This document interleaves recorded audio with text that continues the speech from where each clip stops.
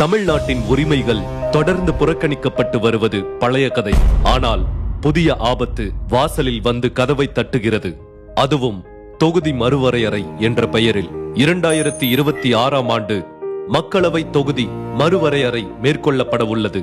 ஒவ்வொரு மாநிலமும் எத்தனை எம்பிக்களை மக்களவைக்கு அனுப்ப வேண்டும் என்பதை முடிவு செய்வதுதான் மக்களவை தொகுதி மறுவரையறை. 1976ஆம் ஆண்டில் இந்திய அரசு 42வது சட்ட திருத்தத்தை நிறைவேற்றியது. அதன்படி மக்களவையில் ஒவ்வொரு மாநிலத்துக்கும் உள்ள பிரதிநிதித்துவ தொகுதிகளின் எண்ணிக்கை மாறுதலுக்கு இடமின்றி 543ஆக நிறுத்தி வைக்கப்பட்டது. அதன் பின் 2001ஆம் ஆண்டில் 84வது முறையாக அரசியலமைப்பு சட்டம் திருத்தப்பட்டது. 2026ஆம் ஆண்டு வரை 543 மக்களவை உறுப்பினர்கள் என்ற எண்ணிக்கையை தொடர வேண்டும் என உறுதி செய்யப்பட்டது. இந்த சட்ட திருத்தம் வரும் 2026ஆம் ஆண்டோடு முடிவடைகிறது. இந்த சூழலில்தான் ஒன்றிய பாஜக அரசின் சூழ்ச்சியை நாம் புரிந்து கொள்ள வேண்டும். நாம் இருவர் நமக்கிருவர் போன்ற மக்கள் தொகை கட்டுப்பாட்டு திட்டங்களை வெற்றிகரமாக நிறைவேற்றிய பெருமை தமிழ்நாட்டிற்கு உண்டு. அதே சமயம் பல வட மாநிலங்கள் மக்கள் தொகையை கட்டுப்படுத்த இன்று வரை எந்த நடவடிக்கையும் எடுக்கவில்லை. புதிய மக்கள் தொகை கணக்கெடுப்பிற்கு பிறகு மக்களவை தொகுதி மறுவரையறை செய்யப்பட வேண்டும். இங்குதான் பாஜக அரசின் சதி தொடங்குகிறது. ஒன்று, மக்களவை உறுப்பினர்களின் எண்ணிக்கையை 848ஆக அதிகரிப்பது. மற்றொன்று, தற்போதுள்ள 543 தொகுதிகளை மாற்றாமல் மறுவரையறை மேற்கொள்வது. இந்த இரண்டில் எதை செய்தாலும் அது தமிழ்நாட்டிற்கு பாதிப்புதான். முதலாவதாக, தற்போதுள்ள மக்களவை உறுப்பினர்களின் எண்ணிக்கையை 848ஆக அதிகரிப்பது நியாயமாக தோன்றலாம். ஆனால் உண்மை அதுவல்ல.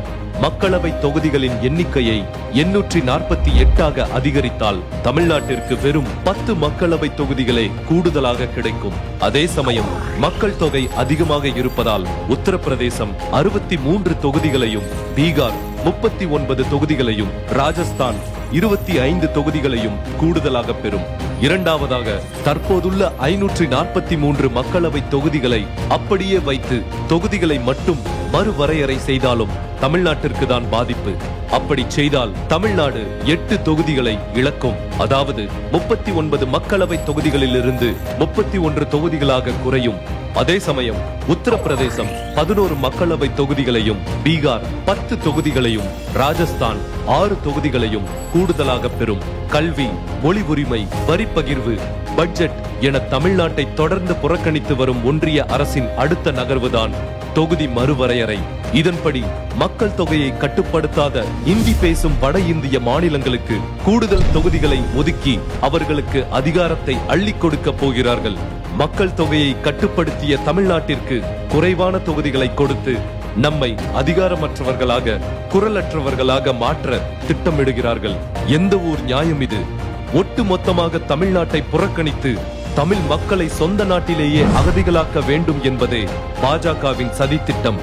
மக்களவை தொகுதி மறுவரையறை மூலம் நமது பிரதிநிதித்துவத்தை குறைத்து நமது குரலை பலவீனமாக்குவது ஒன்றிய பாஜகவின் திட்டம். இத்தகைய சதித்திட்டம் அரங்கேறினால் கல்வி, பொருளாதார கொள்கைகள், மாநில உரிமைகளில் தமிழ்நாட்டின் குரல் வலை நெரிக்கப்படும். நியாயமாக மக்களவை தொகுதி மறுவரையறையை செய்ய வேண்டும் அல்லது தற்போதுள்ள நிலையே நீட்டிக்கப்பட வேண்டும் என்பதே தமிழ்நாட்டின் வாதம். நாம் ஒன்றிணைந்து குரல் கொடுப்போம். தமிழ்நாட்டின் உரிமைகளை காப்போம். ஒன்றிய அரசின் சூழ்ச்சியை ஓரணியில் நின்று வீழ்த்துவோம்.